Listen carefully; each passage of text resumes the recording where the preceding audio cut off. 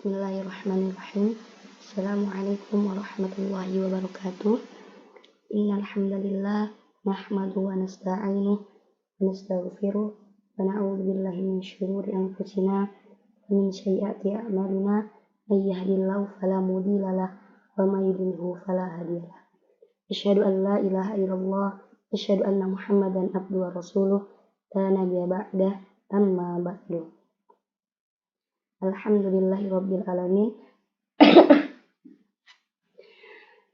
Mohon maaf sebelumnya bila ada perkataan atau suara yang tidak enak untuk didengar oleh teman-teman semua, karena qadarullah saya sedang diuji sakit, jadi suara saya agak sedikit hilang-hilang nantinya.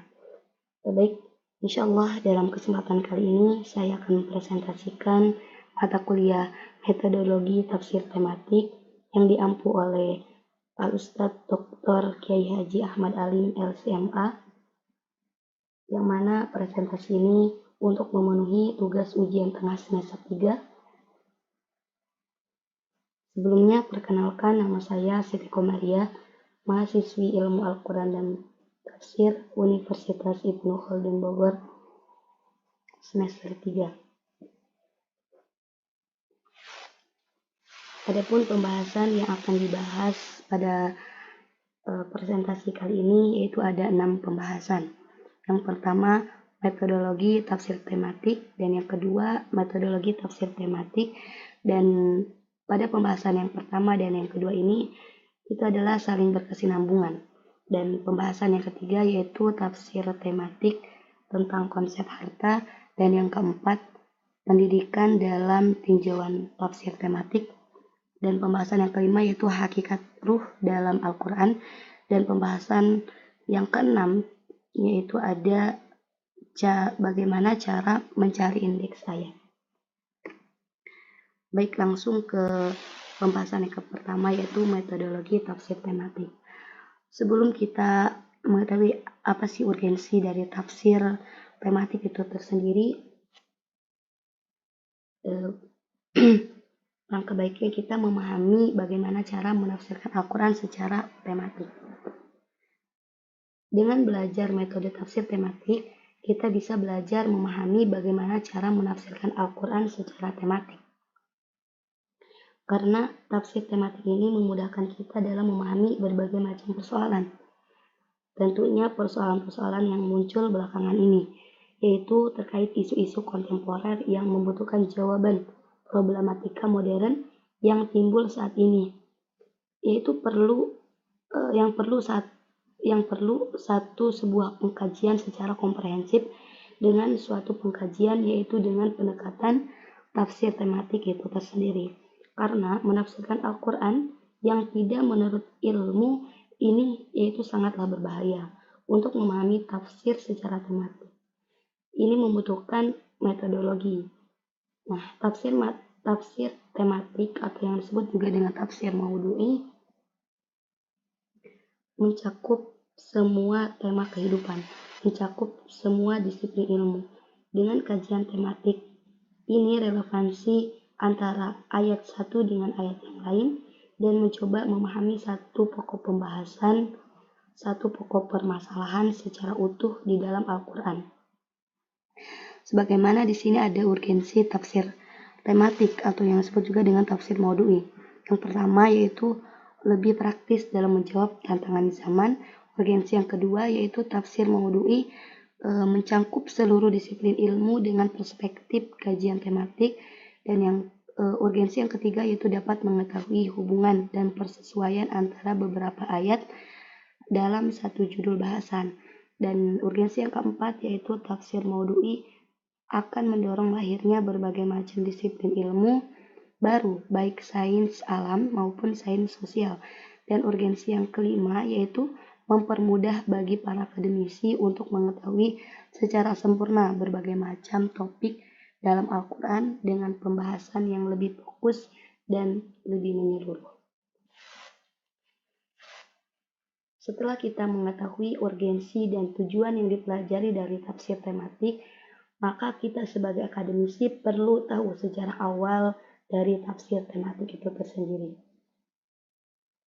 Nah, tafsir tematik maudu'i bukanlah kajian baru dalam Islam.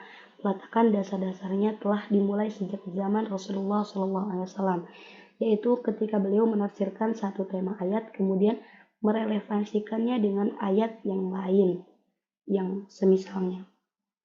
Sebagaimana contoh ketika Nabi SAW menafsirkan surah Al-An'am ayat ke-82 tentang konsep ketenangan jiwa, bahwa jiwa akan tenang jika tidak bercampur kezaliman. Maka sahabat bertanya, apa yang dimaksud kezaliman dalam ayat tersebut?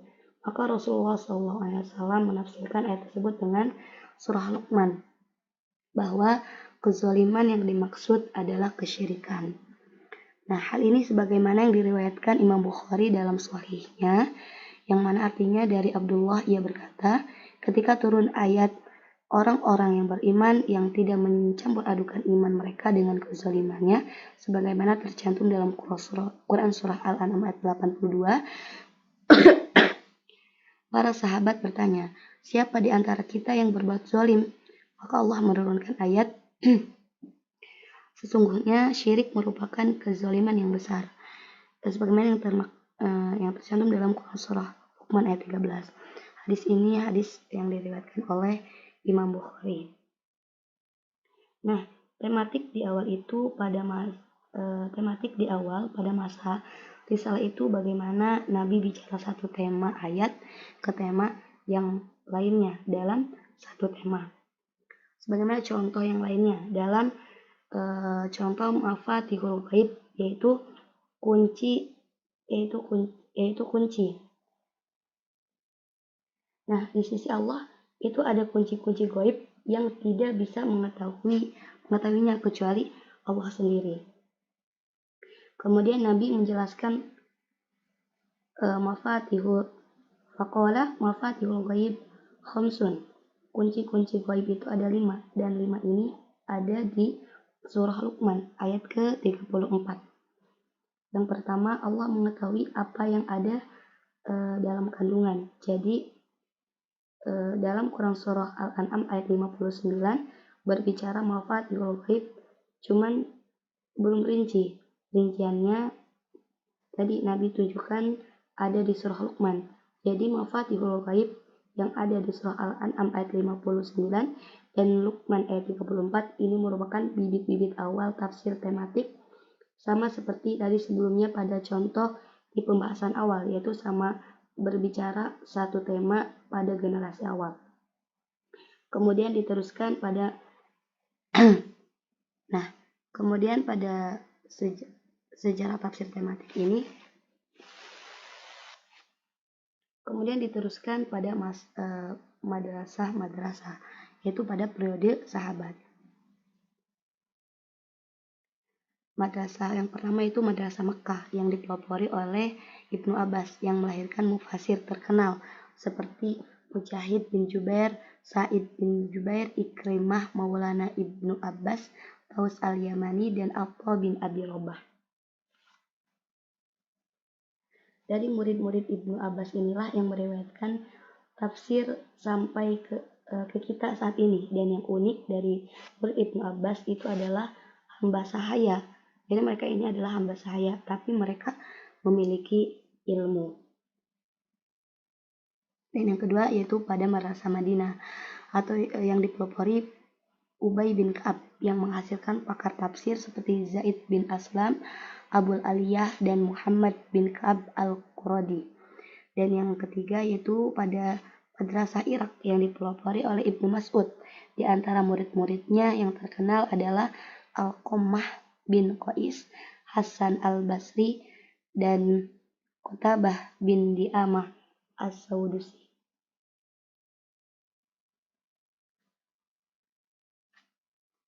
Nah, metode penafsiran yang digunakan pada masa ini tidak jauh berbeda dengan masa Rasulullah SAW dan para sahabat, karena para tabi'in mengambil tafsir dari mereka. Karena para tabi'in mengambil tafsir dari Rasulullah dan sahabat. Kemudian pada masa tabi'ut tabi'in mulai dibukukan riwayat-riwayat tafsir yang dipelopori oleh Imam Ibnu Jarir At-Taburi. Inilah induk dari semua tafsir yang ada di dunia ini, adalah tafsir Ibnu At-Tabari. Imam At-Tabari tidak hanya menafsirkan melalui riwayat, tapi juga beliau membuat mentarjih dari sekian banyaknya riwayat yang mana yang paling fasih. Generasi setelah At-Tabari ini variatif tentang ada yang membahas tentang fiqhul ahkam, dan ada juga pada tafsir As-Salabi dari sisi sejarahnya. Dari sejarah lintas tafsir tematik ini menjadi sebuah bidang ilmu dari takaran akademisi itu. Nah, dari sejarah lintas tafsir tematik ini menjadi sebuah bidang ilmu dari takaran akademisi. Baik, lanjut kepada pembahasan yang kedua, yaitu apa sih yang dimaksud dari tafsir maudhu'i. Nah, dari tafsir maudhu'i ini terdiri dari dua kata, yaitu makna tafsir secara bahasa adalah penjelasan dan menampakkan makna satu kata itu juga dipakai untuk sesuatu yang konkret. Sedangkan tafsir secara terminologi adalah istilah para ulama dalam mendefinisikan berbagai pendapat dalam sisi redaksinya. Namun jika dilihat dari segi makna dan tujuannya, memiliki pengertian yang sama. Pengertian tafsir memiliki dua sudut pandang. Ada yang memakai tafsir sebagai disiplin ilmu, ada yang menafsirkan tafsir sebagai kegiatan atau aktivitas. Namun, menurut peneliti lebih sepakat kepada pendapat pertama, yakni tafsir sebagai sebuah ilmu. Adapun pengertian tafsir secara terminologi menurut Az-Zarkashi yang dikutip oleh Al-Suyuti, tafsir berarti ilmu untuk memahami kitab Allah Subhanahu wa taala yang diturunkan kepada Nabi Shallallahu alaihi wasallam, menjelaskan maknanya serta mengeluarkan hukum-hukum dan hikmahnya. Adapun di sini pengertian maudhu'i. Nah, kata maudhu'i ini dinisbatkan kepada kata al-maudhu yang berarti topik atau materi suatu pembicaraan atau pembahasan. Dalam bahasa Arab, kata maudhu'i berasal dari bahasa Arab yaitu maudhu yang merupakan isim maf'ul dari fi'il madhi yang berarti meletakkan, menjadikan, menghina, mendustakan, dan membuat-buat. Nah, secara semantik bahwa tafsir maudhu'i berarti menafsirkan Al-Quran menurut tema dan topik tertentu. Dalam bahasa Indonesia bisa disebut dengan tafsir tematik. Nah, jadi dari pengertian kedua ini, tafsir maudhu'i merupakan dari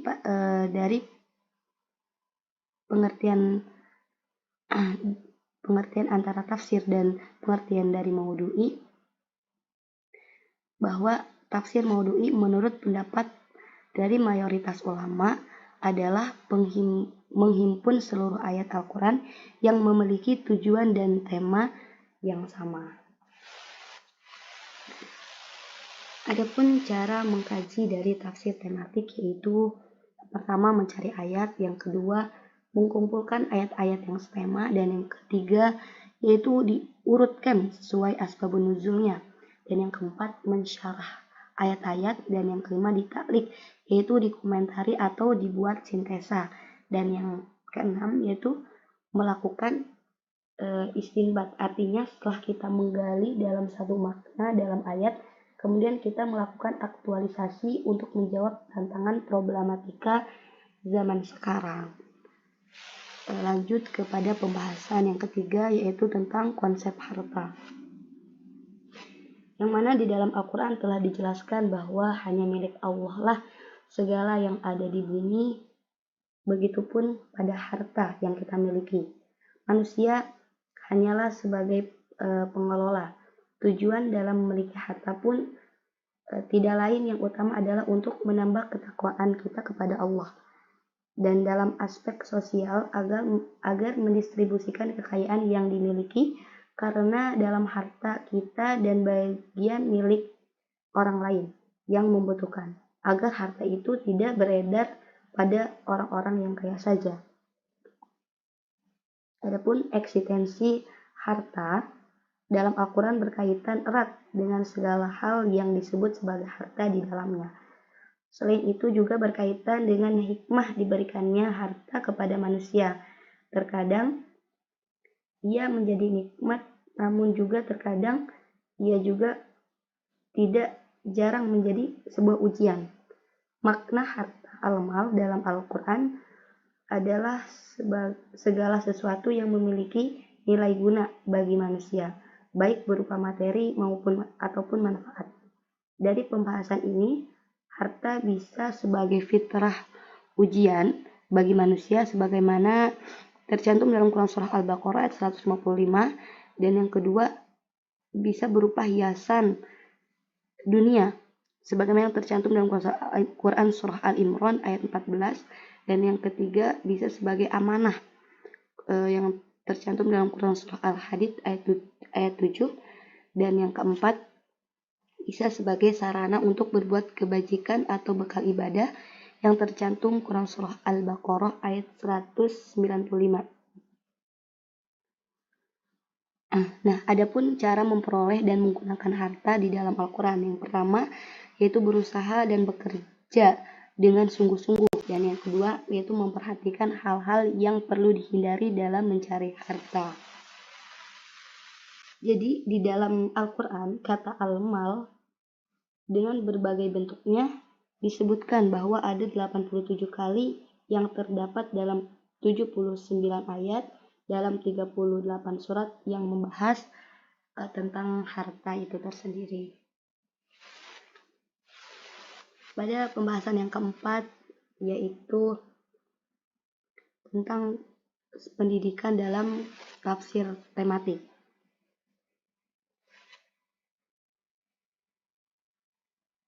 Problematika yang pertama itu ada problematika pendidikan. Ada beberapa makna. Yang keempat yaitu pembahasan tentang pendidikan tafsir tematik. Nah, pada problematika pendidikan di sini ada kemerosotan umat Islam berawal dari kemerosotan di bidang ilmu. Yang kedua ada disorientasi dalam mencari ilmu, dan yang ketiga cengkraman peradaban barat mewariskan dikotomi ilmu antara sains dan knowledge atau antara agama dan umum.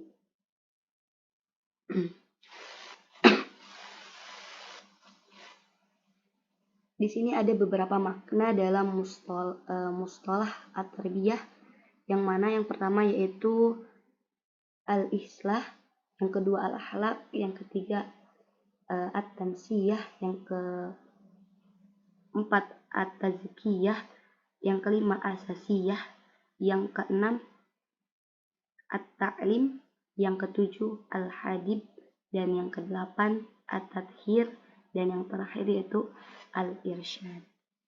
Ini merupakan istilah-istilah makna dalam at-tarbiyah. Kemudian pembahasan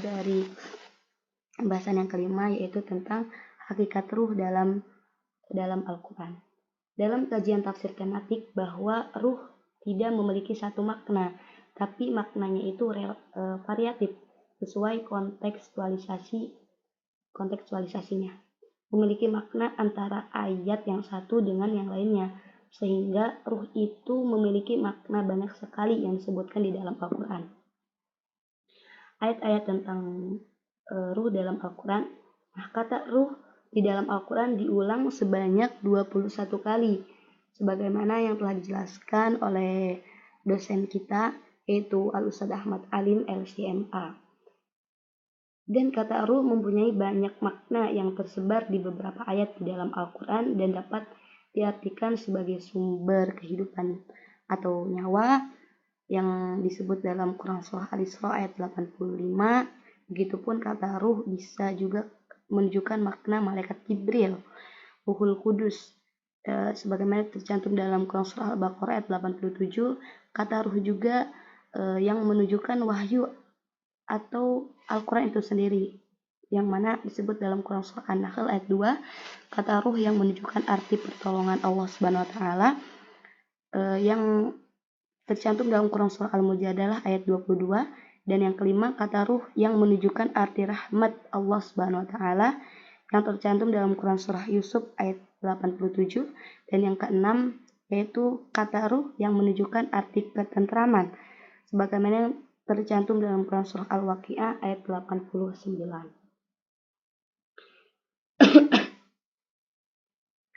Kata ruh di dalam Al-Quran diulang sebanyak 21 kali. Nah, beranjak kepada pembahasan yang terakhir dari presentasi kita kali ini, yaitu langkah dalam mencari indeks ayat. Yang mana tafsir tematik ini adalah kita mengkaji satu tema dari satu ayat dengan ayat lainnya, tapi tetap dalam satu tema di dalam Al-Quran. Yang pertama yaitu menentukan tema yang dibahas.